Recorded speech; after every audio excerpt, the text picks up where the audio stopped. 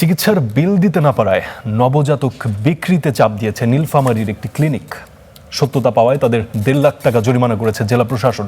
শিশুটিকে 30,000 টাকায় বিক্রি নিয়ে দর কষাকষির সময় প্রকাশ্যে আসে ঘটনাটি।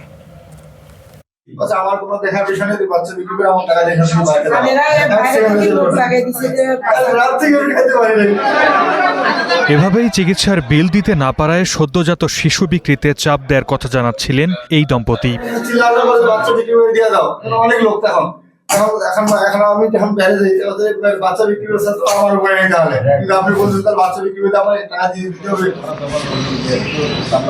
শুক্রবার ডোমারে মমতা ক্লিনিক অ্যান্ড ডায়াগনস্টিক সেন্টারে ভর্তি হন দক্ষিণ গোমনাতির হাবিবা। সিজারের সন্তানের জন্মের পর রোববার ছাড়পত্র দিতে 22,000 টাকা বিল চায় কর্তৃপক্ষ। এই দম্পতির অভিযোগ, সেই টাকার ব্যবস্থা সময়মতো করতে না পারায় নবজাতককে বিক্রিতে দেয়া হয়েছে চাপ। গ্রাহকও ঠিক করার পর 30,000 টাকায় বিক্রিতে দামাদামির সময় বিষয়টি জেনে যান স্থানীয়রা। তবে অভিযোগ নাকচ করেছে ক্লিনিক কর্তৃপক্ষ। এটা হচ্ছে ডাক্তার ফারজানা আফরিন সুমি। উনি ওনার কাছে যখন যায় হচ্ছে আপনার পেশেন্টের হাজবেন্ড যখন যাওয়ার পর উনি বলছিল যে বাচ্চাটাকে আমাকে দিয়ে দেন, আর হচ্ছে 10,000, আর আপনাকে কোনো বিল দিতে হবে না, আর আপনাকে আমি 10,000 টাকা দিয়ে দিচ্ছি, চলে যান আপনি। এখন ওই লোক চেম্বারে দেওয়ার মধ্যে আমাকে 2 দিন সময় দেয়। 2 দিন সময় চাইছে, তা ডাক্তার নি বলে সাথে সাথে উঠে ঝ্যাঙ্গেরে বেরকে দিচ্ছে।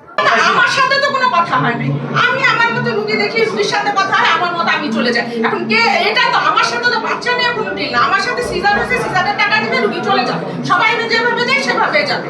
এখন তারা যদি এগুলা সিন্ডিকেট করে বা ঝামেলা করতেছে, তার এটা তাদের সেটা তুমি আসে উনি কিন্তু কাগজে কলমে। পরে এখানে আসে উপজেলা প্রশাসন। ঘটনার সত্যতা পাওয়ায় ক্লিনিককে জরিমানা করা হয় 1.5 লাখ টাকা।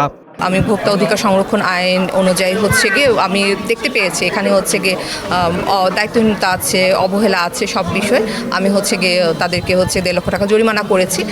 ক্লিনিকটির বিরুদ্ধে এর আগেও ভুল চিকিৎসা দেওয়ার একাধিক অভিযোগ রয়েছে বলে জানিয়েছেন স্থানীয়রা।